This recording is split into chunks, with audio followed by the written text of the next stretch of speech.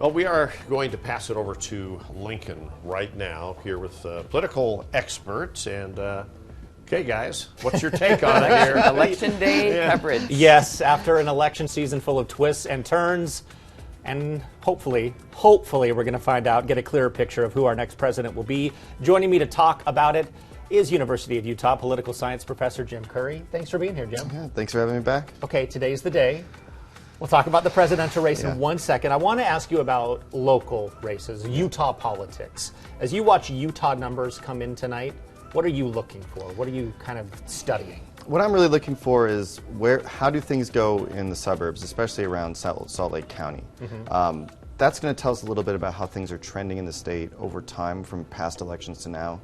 In elections where Democrats have done better, it's because, and in races where they've done better, it's because they've done well with white suburban voters in the Salt Lake area. And when they've done more poorly, it's because Republicans have done better in those voters. So we often know who's going to win the election, but in trying to get a sense of where Utah is going politically, are we becoming a more purple state? Are we not becoming a more purple state? That's what I'm going to be watching as the returns come in. And you and I have discussed this before. When Donald Trump first came on the scene, Utah Republicans, a good portion of them, they were not really more receptive to him.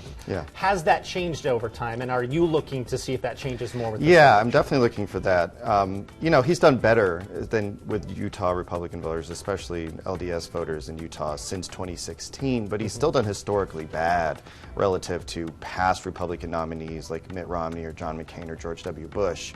And so, yes, I'll be looking to see does he do any better than he had? Can he break that 60% threshold that most statewide Republicans get, or does he still get hung underneath that somewhere in the 50s? What is the state of the presidential race this morning on Election Day? Yeah, well, I keep telling you it's as close as can be, and I think that's still true. There's also just a ton of uncertainty. Polling has never been as erratic as we've seen this cycle. We've seen some polls that say Trump has a big lead, some that say Harris has a big lead. I think to some degree we just don't know, but I think what we do know is it's going to come down to the 7 swing states. None of those states are going to be landslides, and whoever can win the preponderance of them is going to be the next president. Political junkies, those who were really into this, into the weeds, they were talking about a poll that came out of Iowa over the weekend. An Ann Seltzer poll. She's a pollster who lives there. She showed Harris with a 3-point lead, which was unusual because Iowa was not seen as a battleground state, and Trump has won it comfortably in the past. Yes. What do you make of that poll? I mean, you have to take a poll that's run by Ann Seltzer and the Des Moines Register seriously, because in the past she has come up with results that people were surprised by but turned out to be correct. She correctly predicted that Barack Obama would win the Iowa caucuses in 2008 when everyone expected Hillary Clinton to win. She expected that Donald Trump would win the state easily in 2016 when everyone expected it to be close. So you can't cast it aside because she surprised us before, but it is an outlier poll, with most polls showing that Trump is ahead 7, 8, 9 points in Iowa, while she's showing that Harris actually has a slight lead. And I guess we'll find out tonight who's right. So it's we'll see if she's right or wrong, basically. A Harris landslide, a Trump landslide, or a real nail biter. Would any of those 3 scenarios surprise you? I think I'd be surprised if either candidate won the national popular vote in a landslide. I don't think we're in a reality right now as a country where either side can do that.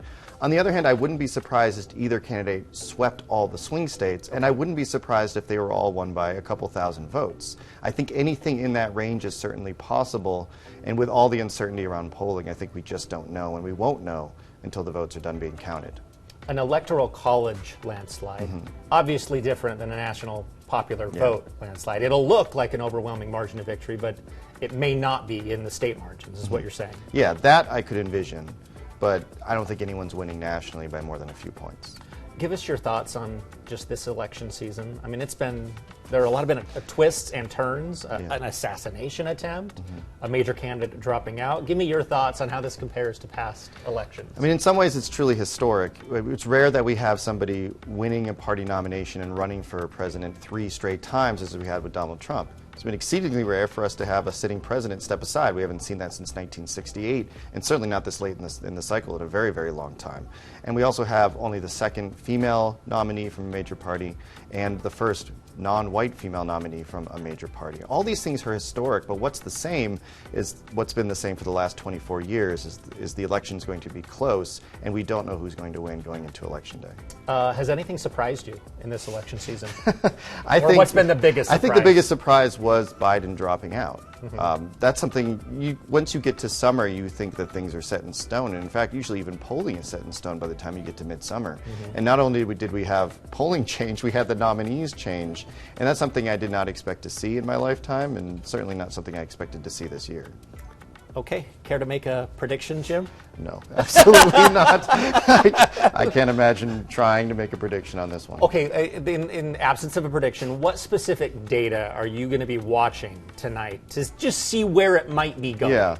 At 7 o'clock when polls close in Georgia, I'm going to be looking to see what we can try to read into the early returns from the suburbs. Okay. If one candidate is doing exceedingly well in the suburbs, that probably means they're on a path to victory.